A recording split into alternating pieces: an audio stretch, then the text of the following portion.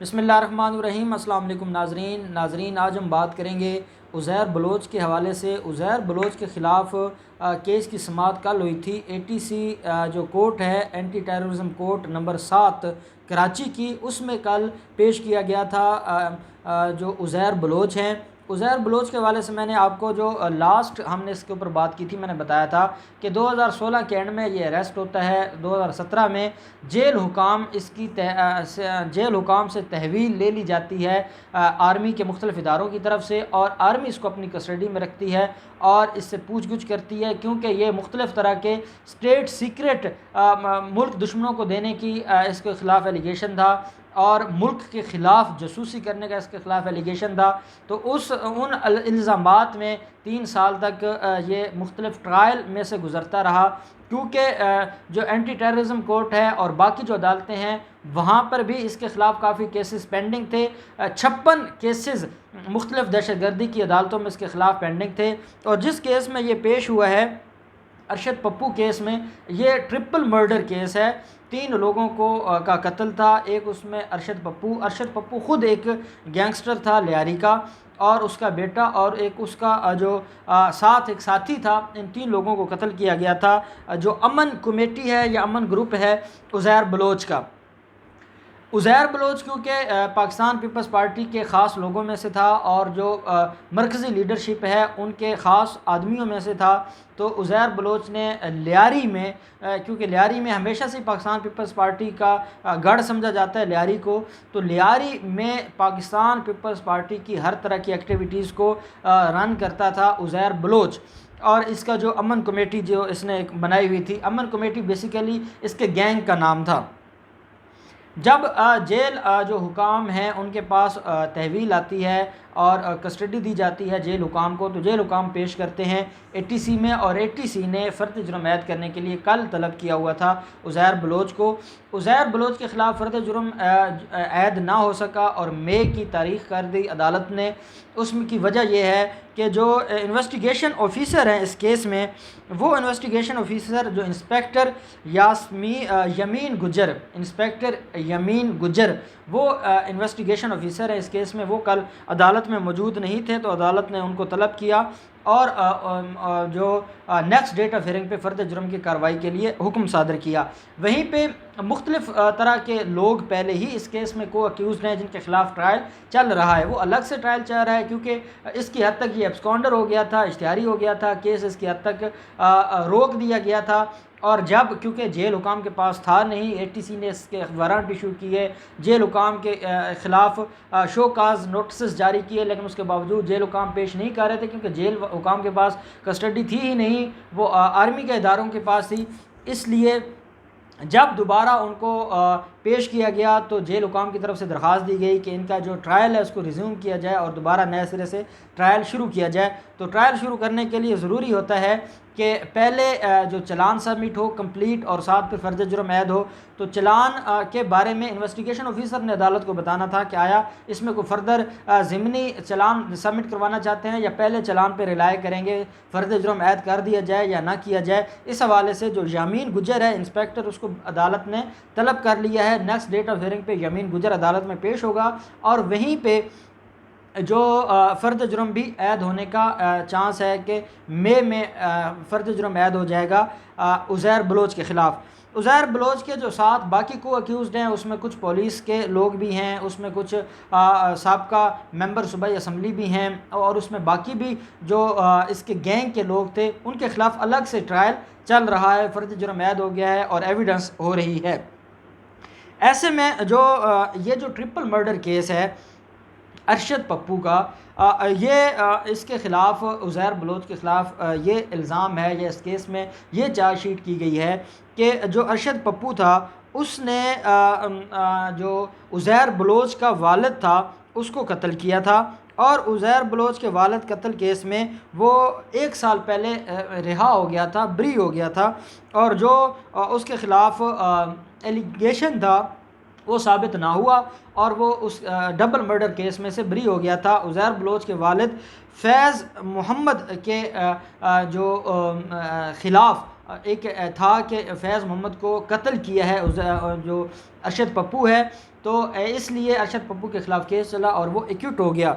जब अरशद पप्पू को मारा जा रहा था तो उससे 1 साल पहले ये एक्यूट हो चुका था, लेकिन बाद में अरशद पप्पू, उसके बेटे और बाकी जो 2 लोग थे उनको पुलिस ने इनका जो ये गैंग है अरशद पप्पू का, जहाँ पे इनका कोई अड्डा वगैरह था, वहाँ से उठाया और उठाकर ये लेके गए और हैंड ओवर कर दिया पुलिस अथॉरिटीज़ ने। देखें, क्योंकि उज़ैर बलोच पे रोल पे काम कर रहा था बड़े बड़े सियासी लोगों के, बड़े बड़े पुलिस ऑफिसर्स के, रो अनवार जैसे लोग, तो वो पुलिस भी उसकी खिदमत करती थी और उसके लिए काम करती थी। आप देखें हमारे निज़ाम कैसा गुजरा है। ये जो जमहूरियत के लंबरदार हैं, इनके इलाके में क्या काम होता था या इनकी अशीर बाज से क्या काम होता था।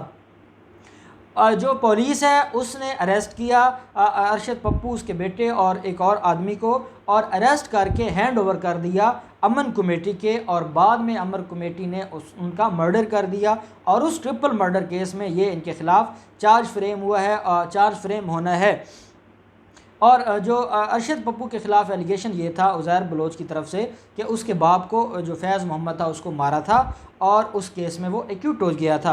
अब ये जो हमारे यहाँ पुराने मर्डर केसेस हैं, जिस तरह मुख्तलिफ़ इलाके हैं जहाँ पे मर्डर की रेशो बहुत ज़्यादा है, तो उन केसेस में बहुत कम जो सज़ा होती है। उसकी वजह क्या है? उसकी वजह यह है कि जैसे इस केस में मैं आपको बताऊं कि जो गैंग था उज़ैर बलोच का, तो जो को अक्यूज़ थे इस ट्रिपल मर्डर केस में, उन को अक्यूज़ में से 1-2 लोगों की डेथ हो गई, जो बाद में कहा गया, कुछ कहते थे कि ये पुलिस ने मरवाया है, कुछ कहते थे कि ये उज़ैर बलोच के गैंग ने ही अपने लोगों को मरवाया है कि ये कहीं वादा माफ़ गवाह ना बन जाएँ। इसके अलावा जो गवाह थे उज़ैर बलोच के ख़िलाफ़, जो गवाह थे इस अरशद पप्पू केस में, 3 गवाहों को मार दिया गया, उसमें पुलिस के भी थे और एक प्राइवेट भी था, उनको मार दिया गया। और जिसकी वजह से अब इन लोगों के ख़िलाफ़ ट्रायल कैसे शुरू हो, इन लोगों को कौन सज़ाएँ दे। मैंने लास्ट डेट ऑफ हियरिंग पे भी बात की थी कि जहाँ ना जज की ज़िंदगी महफूज है, जहाँ ना प्रोसिक्यूशन की ज़िंदगी महफूज है, जहाँ पे आपने देखा है कि कराची में क्या होता है कि जो लोग इस बड़े जो गैंग है या बड़े माफियाज़ हैं, इनके ख़िलाफ़ आवाज़ उठाता था उसको कत्ल कर दिया जाता था। और यही होता आया है उज़ैर बलोच के केस में। मैंने लास्ट डेट ऑफ जो हेयरिंग थी जिसमें उज़ैर बलोच को पेश किया गया था, तो उस डेट पे भी मैंने हमारे जो कौमी सलामती के इदारे हैं उनसे गुजारिश की थी। और मैं ये जो सिंध हुकूमत तो क्योंकि इसके ऊपर कुछ नहीं करेगी, सिंध हुकूमत तो कहीं ना कहीं हुकूमत के जो गार्ड फादर्स हैं वो ख़ुद इसमें मुलव्वस हैं कि प्रोसिक्यूशन को चाहिए, जो प्रोसिक्यूटर जनरल सिंध है उसको चाहिए कि वो इस केस को ट्रांसफ़र करे, जो उज़ैर बलोच जैसे लोगों के केसेस हैं, या तो किसी और सूबे में ट्रांसफ़र करवाए या मिलिट्री कोर्ट्स को कहा जाए कि वो, क्योंकि ये दहशतगर्द हैं और दहशतगर्दों के ख़िलाफ़ जो केसेस हैं उसके लिए मिलिट्री कोर्ट्स बनाई गई थी और वो पार्लियामेंट की इजाज़त से बनाई गई हैं, वो तरमीम करके बनाई गई हैं, तो उनके हैंड ओवर किया जाए। अगर सिविलियन कोर्ट्स में इतने बड़े जो गैंग्स हैं जिनके ख़िलाफ़ 56 केसेस रजिस्टर्ड हैं मर्डर के और दहशतगर्दी के, अगर इनको सिविलियन अदालतों के रहम करम पर छोड़ दिया गया तो ना गवाहों की सेफ़्टी होनी है, ना जो मुखालिफ वकला हैं उनकी सेफ़्टी होगी, ना पुलिस के इन्वेस्टिगेशन ऑफिसर्स की सेफ़्टी होगी और ना बाकी लोगों की सेफ़्टी होगी। और इस तरह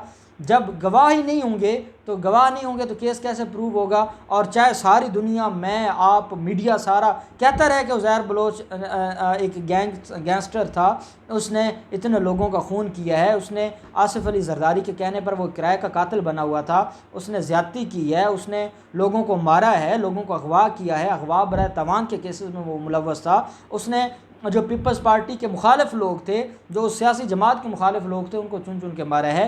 हम चीखते रहेंगे, उसके बावजूद अदालत उसको सज़ा नहीं दे सकेगी जब गवाह ही नहीं होंगे, जब उसके ख़िलाफ़ पुलिस इन्वेस्टिगेशन में कुछ लिख के लेके नहीं आएगी, या पुलिस के जो इन्वेस्टिगेशन ऑफिसर्स होंगे उनको मार दिया जाएगा।